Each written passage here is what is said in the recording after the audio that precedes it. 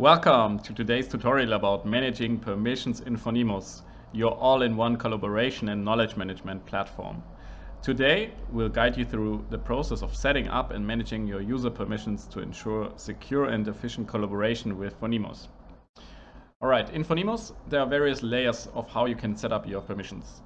The most general one is this one here, where you can click on Manage Site, and then here you can go to site permissions. Here you have some other site settings, and here you can create various groups or users and then give them either the read permission, the edit permission, or the manage or administration permission.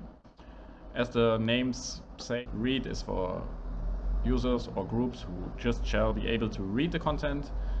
The edit permission is being able to edit them, and manage is to administrate the whole content.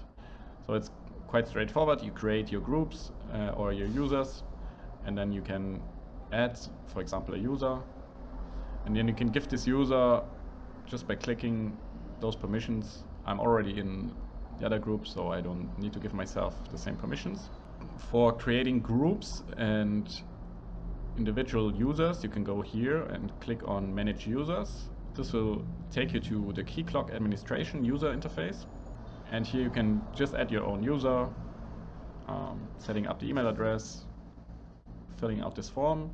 The same thing goes for the groups. Here you can create your own group. Let's say we can create a test group.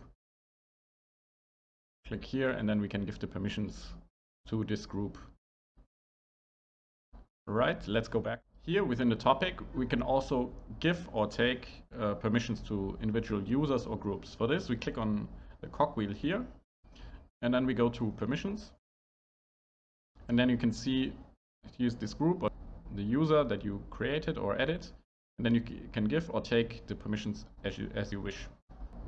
And that's it. With Phonemos, managing permissions is simple and intuitive, as you saw, ensuring your team can collaborate effectively while keeping your data secure.